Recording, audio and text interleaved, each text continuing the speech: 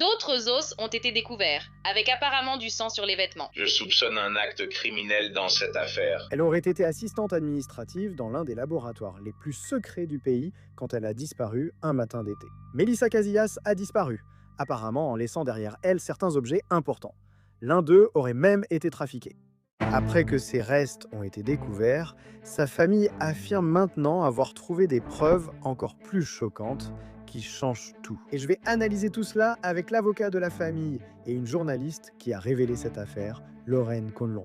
Nous allons en parler tout de suite. Bienvenue dans Sidebar, présenté par Law and Crime. Je suis Jesse Weber. Et très rapidement, avant qu'on commence, écoutez, l'Amérique n'aura 250 ans qu'une seule fois. Pour célébrer cet événement historique, Chef QI a sorti ceci, ce thermomètre à viande intelligent Chef QI, Sans édition limitée, Stars and Stripes. Ceci est conçu pour les légendes du barbecue, les patriotes fiers et les vrais amateurs de barbecue. Cette édition Stars and Stripes est proposée dans un style audacieux, rouge, blanc et bleu. Et il inclut aussi, si vous le voyez juste ici, ces unités numérotées individuellement. Donc chaque pièce est une partie unique de cette célébration unique en son genre. Et ce QI Sense, il fait bien plus que ressembler à un objet de collection sympa. Non, derrière son apparence, on retrouve la même performance professionnelle et la technologie intelligente qui font la réputation du QI Sense. La sonde sans fil Wi-Fi permet de surveiller le barbecue à distance, vous laissant profiter des feux d'artifice. Compatible avec toutes les protéines, côte de bœuf, aile de poulet, poulet, poisson. Utilisez mon code SIDEBAR pour obtenir 40% de réduction sur tout le site chefic.com. C'est bien chefic.com. Utilisez mon code SIDEBAR pour 40% de réduction. Nous suivons cette histoire depuis un moment. Melissa Casillas, présentée comme assistante administrative du laboratoire national de Los Alamos, qui avait disparu comme par magie. Et après que ses restes ont été retrouvés le mois dernier, presque un an après sa disparition, c'est justement au moment où l'on pensait enfin obtenir des réponses. Cette affaire a pris une nouvelle tournure étrange. Un randonneur aurait trouvé les restes de Melissa en mai, et depuis, nous attendons tous que le médecin légiste nous dise ce qui lui est réellement arrivé. Quelle était la cause du décès? Quelles étaient les circonstances du décès? Et maintenant, que vient-il de se passer? Nouvelles informations, toutes issues d'un reportage de la magazine. D'accord. La famille Casillas a apparemment engagé sa propre équipe de recherche qui est retournée dans cette zone isolée où ces restes ont été retrouvés. Et selon leur avocat, ils ont découvert des objets qui n'avaient jamais été mentionnés auparavant. Des morceaux de papier déchiquetés, des cheveux, des os. Et ce n'est qu'une partie de ce qui aurait été découvert. Et ce qui ressort vraiment, selon l'avocat de la famille, c'est que la sœur de Melissa aurait reconnu son écriture sur les papiers déchiquetés. Que disent ces écrits? Que signifie tout cela? Pourquoi ces preuves n'ont-elles pas été découvertes plus tôt? Beaucoup de sujets à traiter, mais je ne serai pas seul. Deux invités spéciaux me rejoignent dans cet épisode de Sidebar. Lorraine Conlin, contributrice à Los Angeles Magazine, couvre cette affaire depuis le début. Elle a parlé à la famille, aux forces de l'ordre et à ses sources. Elle va nous révéler ses découvertes. Mais nous allons aussi recevoir David Adams. C'est l'avocat qui représente la famille, celui qui a joué un rôle clé pour que l'équipe de recherche retourne dans cette forêt. Maintenant, vous allez vous souvenir que Melissa Casillas était l'épouse de 53 ans, mère de famille, présentée comme assistante administrative au laboratoire national de Los Alamos, disparue en juin 2025. Et les circonstances entourant sa disparition étaient étranges dès le début. Selon NBC News, Mark, son mari et collègue de laboratoire, a dit aux enquêteurs qu'elle l'avait déposée au travail ce jour-là et qu'elle devait se rendre ailleurs dans le laboratoire pour une tâche. Mais elle n'est jamais revenue. Au lieu de cela, elle serait rentrée chez elle parce qu'elle avait oublié son badge. Sa fille l'aurait vue ce matin-là vers 7h45. Sa famille se rend à la maison. Ils finissent donc par trouver ses affaires toujours là.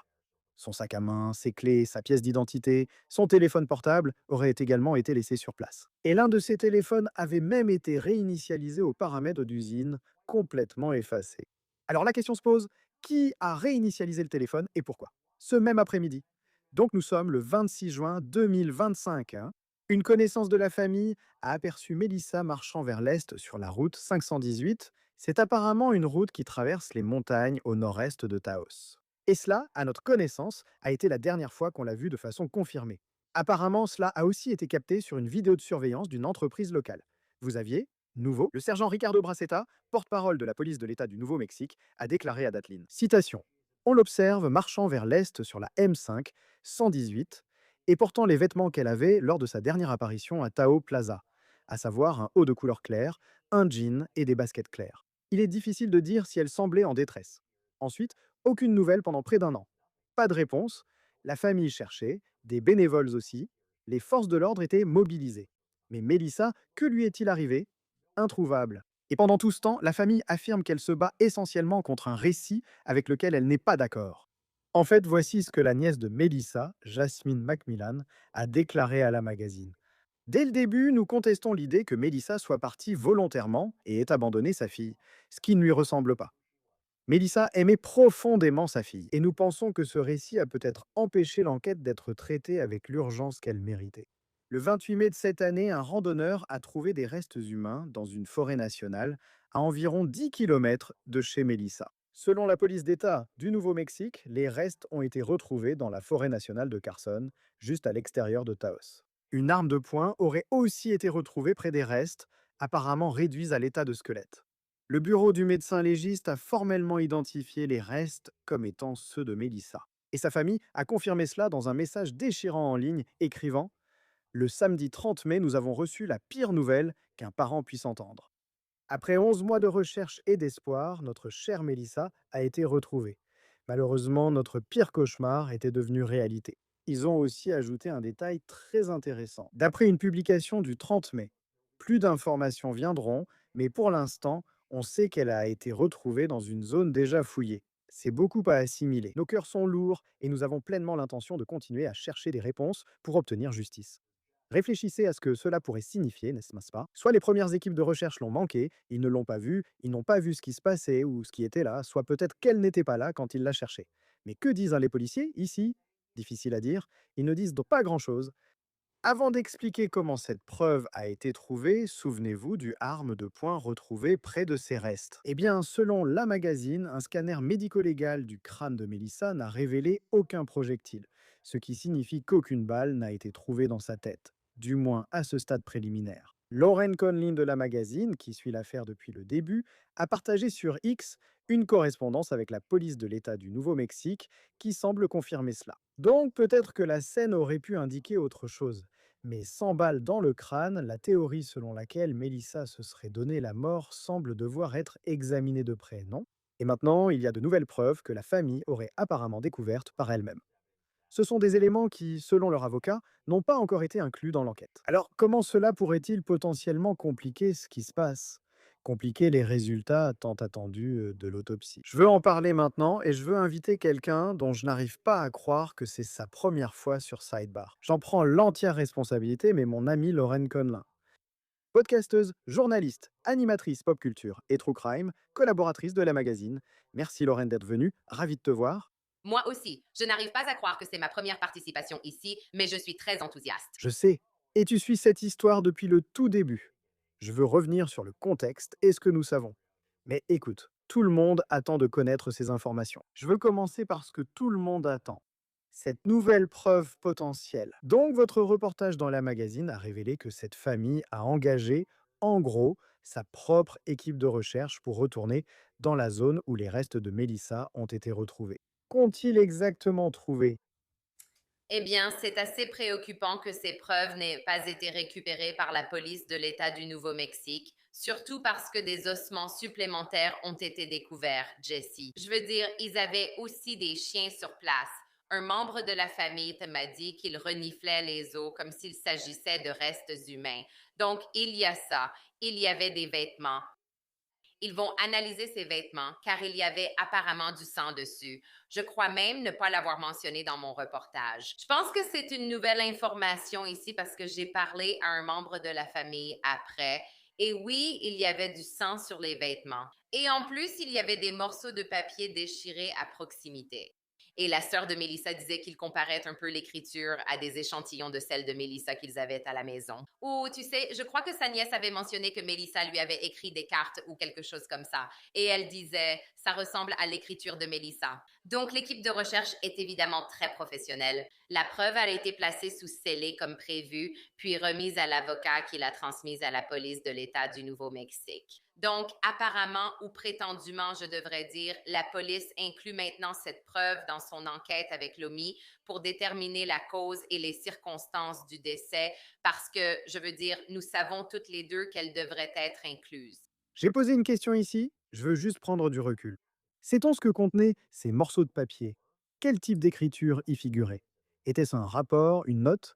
A-t-on des informations à leur sujet? Non, ils ont été déchiquetés et déchirés. Et Jessie, j'ai posé beaucoup de questions ici. J'ai fait un suivi auprès du cabinet d'avocats de la famille Casillas ou du cabinet qu'ils utilisent. Je crois que c'est Parnell et Adams. Et j'attends une réponse parce que je veux savoir à quelle distance c'était de l'arbre et des coordonnées, comme l'endroit où elle a été retrouvée. Est-ce qu'on parle de yards, de pieds? De quoi parle-t-on? Enfin, je veux dire, tu vois, je veux savoir, est-ce que les vêtements étaient éparpillés? J'ai beaucoup de questions sur la façon dont tout ça, tu sais, comment tout ça a été retrouvé. Bien sûr, je veux voir le sang sur les vêtements. Je veux le donner à Joe Scott Morgan pour qu'il essaie de trouver un schéma possible, mais je n'ai pas encore eu de réponse. Sais-tu pourquoi les forces de l'ordre n'ont pas trouvé ces choses? J'imagine plusieurs scénarios possibles. Premièrement, ils ne l'ont pas vu. Deux, ils n'ont pas pensé que c'était pertinent. Trois, est-ce que c'était là après, tu sais, hein, que Mélissa a été retrouvée? Je veux dire, tu as une idée de pourquoi ça n'est découvert que maintenant, ou potentiellement découvert maintenant?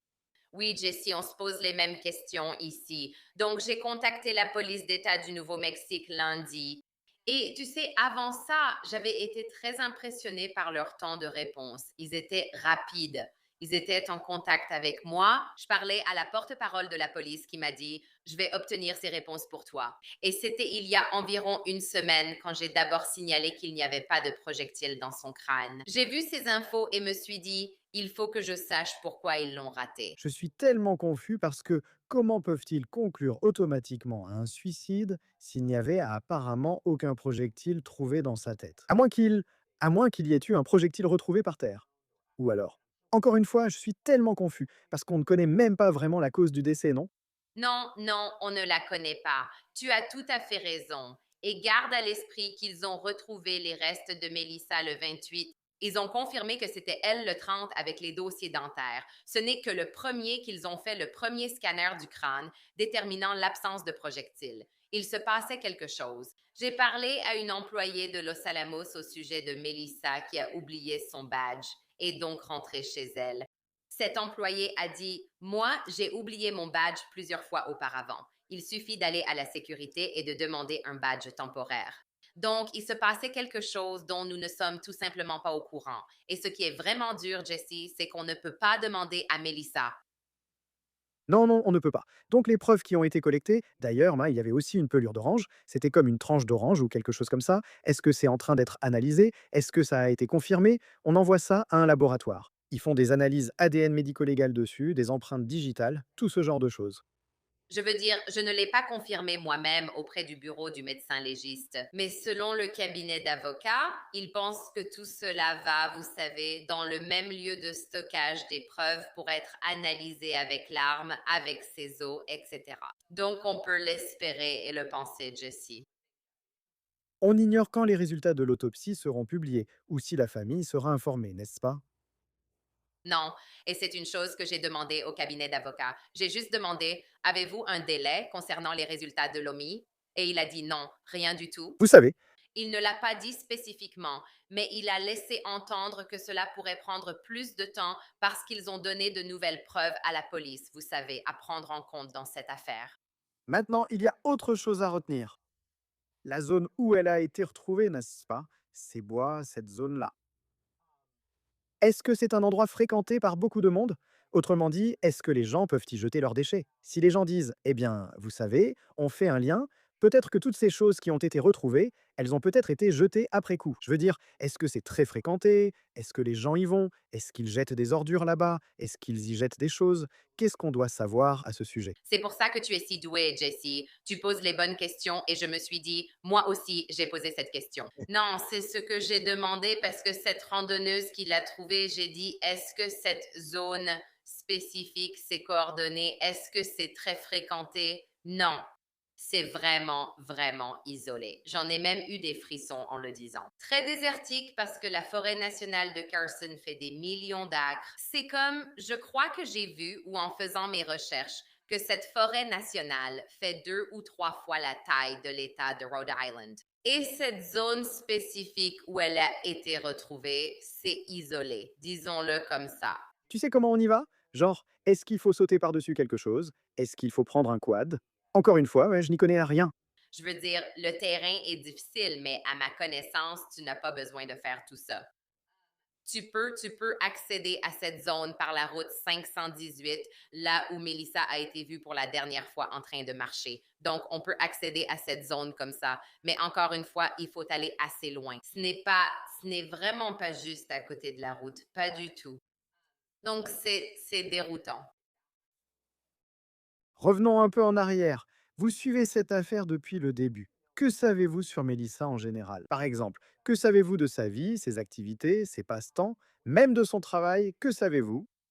Oui, en fait, j'avoue que j'ai beaucoup changé d'avis sur cette affaire. Quand j'ai vu le titre pour la première fois, tu sais, j'ai creusé un peu Jessie, mais très vite, je l'ai écarté en disant que ça ne faisait pas vraiment partie de l'affaire de la scientifique disparue, disons. Son mari avait publié une déclaration sur Facebook disant qu'il pensait qu'elle était partie de son propre chef. J'ai suivi cette version un temps en me disant que je respecterais le mari et la famille. Mais en attendant, la mère de Mélissa, son père, sa sœur, sa nièce, eux ne croient pas qu'elle soit partie de son propre chef. Ils ne pensent pas qu'il y aurait la moindre raison au monde qui aurait pu la pousser à quitter sa fille, qui était sa meilleure amie. Mélissa adorait être mère. C'était une mère formidable. Elle était assistante administrative à Los Alamos et apparemment, elle avait quelques problèmes au travail. Je ne sais pas quels étaient ses problèmes, mais quelque chose a fait qu'elle a perdu son habilitation à un moment donné. Je ne sais pas si sa famille, vous savez, n'écarte aucune possibilité, mais je ne pense pas qu'il croit que ce soit lié à des informations classifiées puisqu'elle a perdu son habilitation.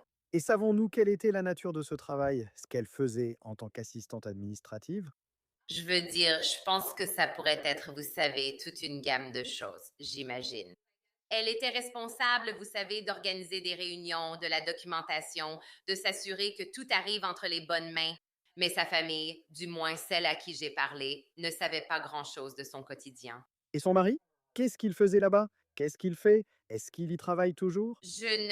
Il y travaille toujours. Je ne connais pas son rôle précis.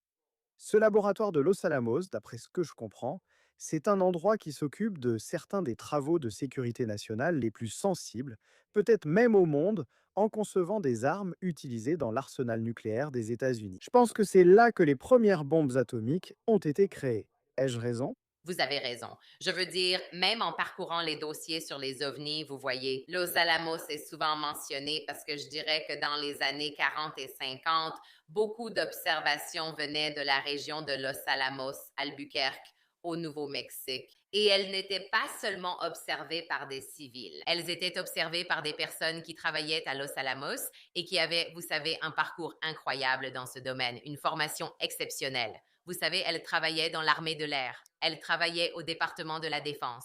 Donc, je dirais que oui, c'est un endroit très connu et très respecté qui détient beaucoup de secrets gouvernementaux.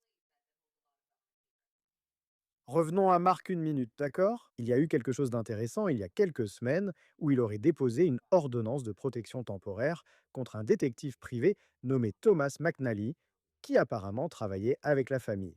Qu'est-ce qui se passe dans cette affaire? Oui. Donc, Mark Cassius a obtenu une ordonnance de protection temporaire d'un juge du Nouveau-Mexique contre Thomas McNally pour, je suppose, c'était principalement du harcèlement en ligne d'après ce que j'ai vu. Cet enquêteur privé a été engagé par la famille de Melissa, sa mère, sa sœur et sa nièce. Et d'ailleurs, ils ne travaillent plus ensemble. En fait, l'enquêteur privé a décidé qu'il ne pouvait tout simplement pas continuer l'enquête telle qu'elle était à ce moment-là. Mais oui, il accusait Marc Cassius de beaucoup de choses. Il publiait beaucoup d'informations sur sa page Facebook. Mark, il a dit qu'il le menaçait, lui et ses filles issues d'un précédent mariage, menaçant leur vie. Quand Mark lui avait envoyé une lettre de mise en demeure, apparemment, il est retourné sur interne et a un peu intensifié les choses. Et puis, quand il a été temps d'avoir cette audience virtuelle au sujet de la possible ordonnance de protection temporaire, McNally ne s'est pas présenté. Il affirme ne pas avoir été notifié ou n'avoir jamais reçu la notification, mais je pense qu'un juge a vu cela et a décidé de l'accorder au moins jusqu'en septembre. Mais tu sais, McNally n'était pas forcément interdit de parler de l'affaire. Il lui était juste interdit, oui, de pointer du doigt Mark. Mais inutile de dire que je ne pense pas qu'il continuera à travailler sur cette affaire. Et juste pour être clair, d'après ce que tu sais de la famille, ont-ils une théorie sur ce qui est arrivé à Mélissa? Je veux dire, je pense qu'ils essaient juste d'être vraiment prudents avec tout. Je pense qu'ils sont confus. Et comme je l'ai mentionné, ils ont été tellement frustrés et tristes de devoir défendre Melissa contre tout ça. Les accusations selon lesquelles elle serait partie d'elle-même les bouleversent d'autant plus qu'ils connaissent sa personnalité et savent qu'elle ne ferait pas ça. Donc, je pense qu'ils n'ont même pas eu le temps de faire leur deuil. Je dirais que Vous savez, en retrouvant les restes de Mélissa avec une arme de poing à proximité. Pour tous ceux qui ne pensent pas à un lien avec Los Alamos ou à autre chose, on conclut vite à un suicide. Et c'est tout simplement dévastateur pour la famille parce qu'ils savent qu'elle ne ferait pas ça. Ils savent qu'elle ne ferait pas ça. Ils savent qu'il y a autre chose derrière cette histoire. Donc, je veux juste, vous savez, pour eux, j'espère qu'on pourra obtenir des réponses afin qu'ils puissent, vous savez, prendre le temps nécessaire pour faire leur deuil. et justement, en parlant de réponses, vous suivez de près l'affaire plus large des scientifiques disparus ou morts, ainsi que les théories qui circulent. Avez-vous vu un lien entre Mélissa et l'une des autres personnes dont nous avons parlé ici? Eh bien, je veux dire, écoutez, Jessie, c'est difficile. C'est difficile de dire oui et c'est difficile de dire non parce qu'il y a des points communs. Je veux dire, l'État du Nouveau-Mexique lui-même, je dirais, c'est un grand point commun ici. Et le fait que vous savez, il y a eu un autre employé en particulier qui a disparu. Il était à la retraite de Los Alamos, mais lui aussi a disparu. Le général Neil McCaslin. Melissa aussi a disparu. Je veux dire, il avait des liens avec le département de la Défense, bien sûr. Il y travaillait. Il a disparu au Nouveau-Mexique. Je veux dire, je pourrais continuer. C'est juste que j'ai du mal avec ça parce que j'ai eu des nouvelles de la police d'État du Nouveau-Mexique la semaine dernière et cela concerne Matt Caslin. J'ai entendu cela vendredi. Ils m'ont dit, il n'y a actuellement rien qui permette de relier le général McCaslin à un autre scientifique disparu. Et j'étais là, genre, vous avez l'air très sûr de vous. Avez-vous contacté d'autres agences? Savez-vous ce qui se passe? Et j'ai demandé spécifiquement, avez-vous parlé aux agences de Los Angeles, de Los Alamos? Vous savez, tout ce qu'ils ont répondu, c'est oui, nous avons parlé à d'autres agences. Et pour le moment, nous ne voyons aucune connexion. Je ne sais pas pour le moment, ils refusent juste d'en parler. La déclaration disait que la police d'État du Nouveau-Mexique attend la détermination officielle du Bureau des médecins légistes sur la cause et les circonstances du décès avant de conclure. Cela concerne Mélissa. Il s'agit d'une enquête toujours en cours et active. La police d'État du Nouveau-Mexique continue de suivre les pistes d'enquête pertinentes tout en s'appuyant sur les faits et les preuves dans cette affaire. D'ailleurs, nous avons contacté la police pour obtenir un commentaire supplémentaire.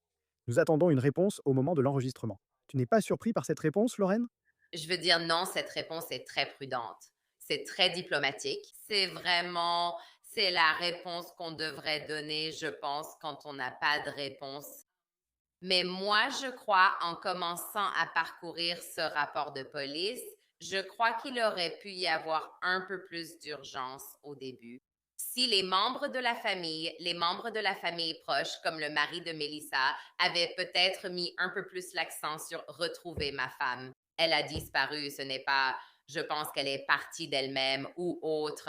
Je pense que c'est ça, vous voyez, et si vous le pensez aussi, c'est très bien, vous avez vos raisons. Mais moi, si je fais partie des forces de l'ordre, je veux creuser davantage. Je veux savoir pourquoi. Vous voyez ce que je veux dire? Je veux connaître chaque aspect de cette affaire. Je veux tout explorer. Donc oui, je suis un peu confuse à ce sujet aussi. Tu t'en occupes. Que tout le monde suive Lorraine. Ses reportages sont excellents sur tous les sujets. D'ailleurs, David, je ne pense pas qu'on t'ait invité pour parler de lui, mais on le fera sûrement aussi. Oui, oui. Lorraine, tu es la meilleure. Merci beaucoup pour ton temps, je t'en suis très reconnaissant. Merci beaucoup. Et merci d'avoir mis en lumière cette histoire. Je vais inviter David Adams, l'avocat de la famille dans cette affaire. Il a eu un rôle clé concernant cette nouvelle preuve potentielle trouvée sur les lieux. Merci d'avoir pris le temps. Ma première question vise simplement à clarifier qui exactement vous a engagé et dans quel but avez-vous été engagé. Merci Jesse et merci de m'avoir invité dans l'émission et de me donner l'occasion de parler de cette affaire importante. J'ai été engagé par la famille maternelle, vous savez, les parents de Melissa et la sœur. J'ai déjà enquêté sur de nombreux meurtres, notamment des affaires de femmes autochtones disparues ou assassinées. J'étais aussi procureur fédéral spécialisé dans les crimes contre les femmes dans mon ancien poste.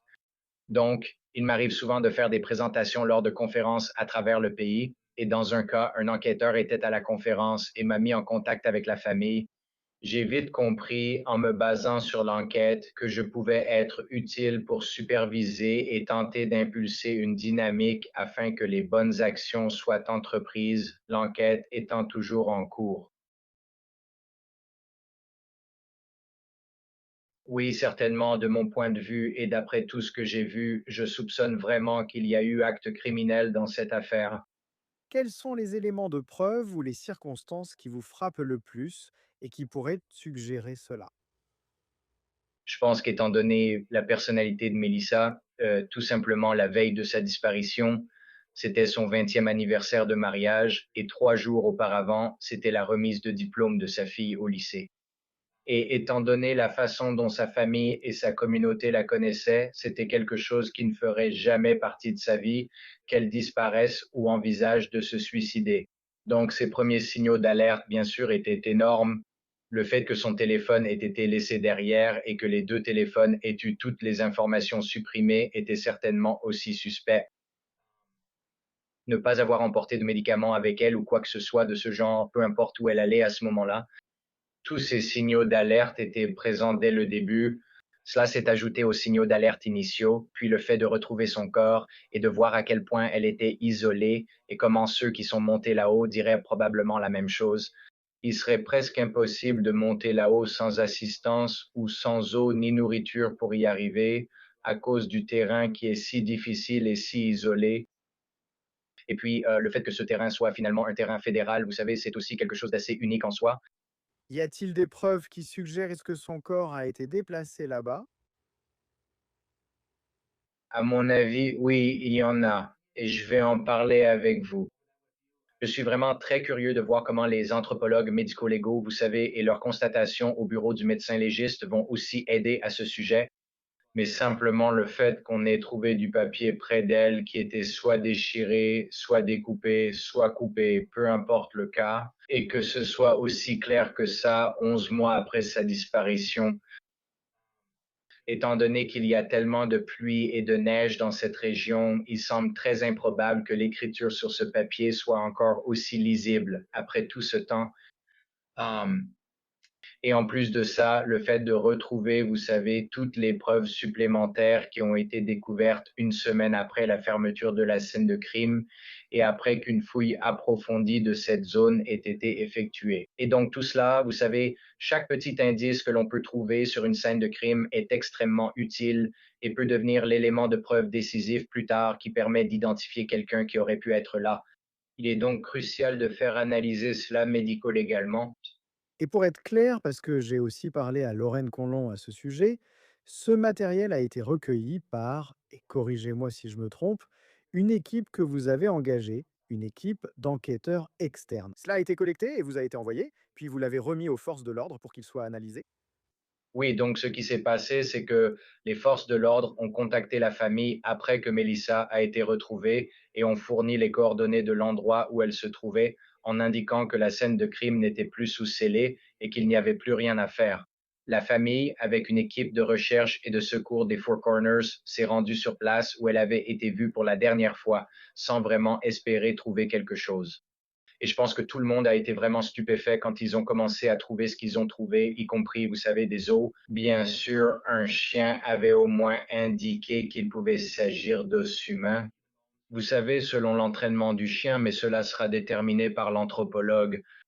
Et le papier lui-même, certaines choses que nous avons identifiées comme étant de possibles traces biologiques, du sang dans le sol. Ces vêtements, vous savez, semblaient également en lambeaux. Il y avait certaines parties des vêtements qui semblaient aussi contenir de possibles traces de sang. Un lacet là-haut, un emballage est là-haut aussi. Donc, chaque chose qui pourrait faire l'objet d'une analyse ADN et être rattachée à quelqu'un ou à quelque chose, je pense que c'est vraiment, vraiment important dans des affaires comme celle-ci quand il n'y a pas d'autres preuves. Y avait-il une pelure d'orange, une orange ou autre chose similaire? Oui, il y avait une pelure d'orange, ce qui était évidemment aussi un premier signal d'alerte. Et nous avons appris plus tard que les forces de l'ordre avaient indiqué que cela venait de quelqu'un de leur équipe.